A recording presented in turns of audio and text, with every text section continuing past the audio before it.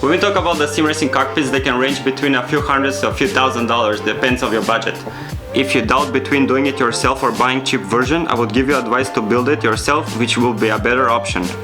With the DIY cockpit, you will enhance your building techniques even if you're doing it for the first time. I encourage you to try and build yourself a unique racing cockpit while you watch how I built mine as an example. You can check those videos up here.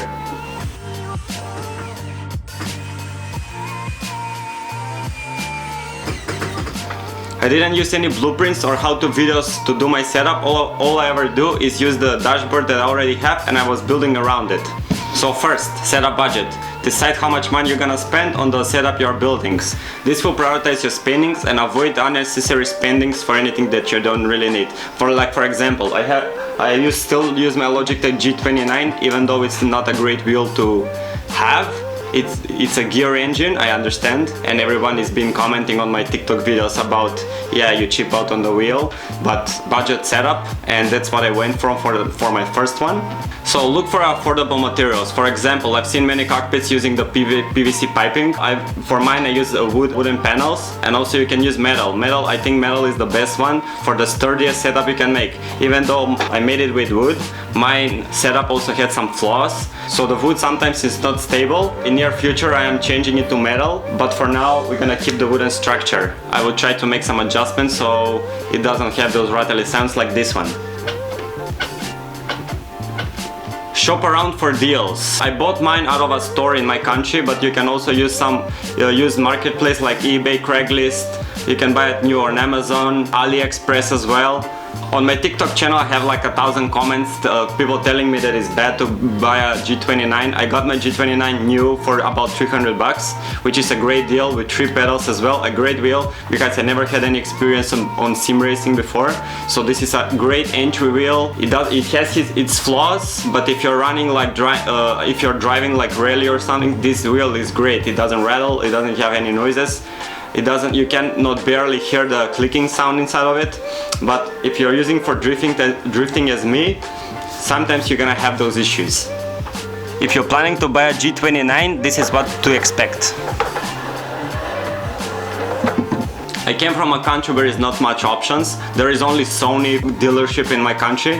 They only have like the Logitechs, and that's about it. What I can see now, that was back in 2020. Now in 2023 we also have Thrustmaster, but the only Thrustmaster we're receiving is only the T150, which is also a geared engine wheel.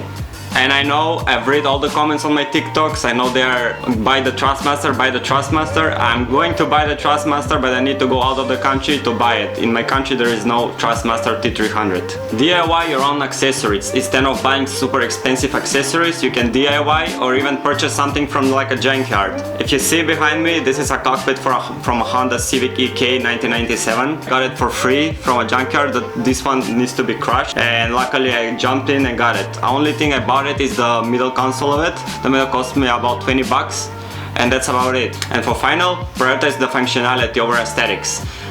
While it's nice to have a cockpit that looks great, prioritize functionality over aesthetics. Focus on building a cockpit which is functional and comfortable for you, and then after some time, after you have the budget for it, spend some money on it, get a better gear. And like me, I went now with the Logitech for the first wheel.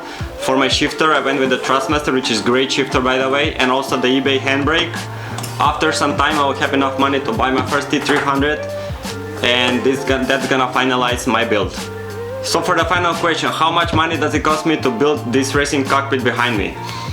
So first, it's $0 for the dashboard and everything around it. Middle console, 20 bucks, because I couldn't find also junkyard part for the middle console, but it was only 20 bucks after all. Logitech G29, $300, $250 for the Thrustmaster shifter, and 100 bucks for the eBay handbrake. Coming total off, and we cannot forget all the wooden pallets I have around the cockpit. They were also given to me for free, even though if you don't have it for free around your place, they won't cost a lot to build something like this behind me. And the total amount I spent on this setup is $670 altogether. Without all the screws, bolts and pieces, it's around $670, which in my opinion is not that bad. I hope these tips help you build a great sim racing cockpit without breaking the bank. And for how to do it, here's 2 of the videos up here.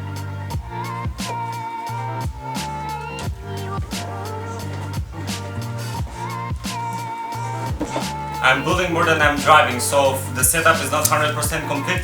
It will be in the next couple of months, even though there is a shortage on parts I cannot find. It's not 100% complete, but stay tuned to see how the final result's gonna turn out. And also guys, if you want to support this channel, please consider liking, subscribing and commenting your thoughts about these kind of videos I'm uploading. Also in near future I'm planning to upload some kind of videos of practices. I enjoy all the practices I've been doing these weekends. Enjoy!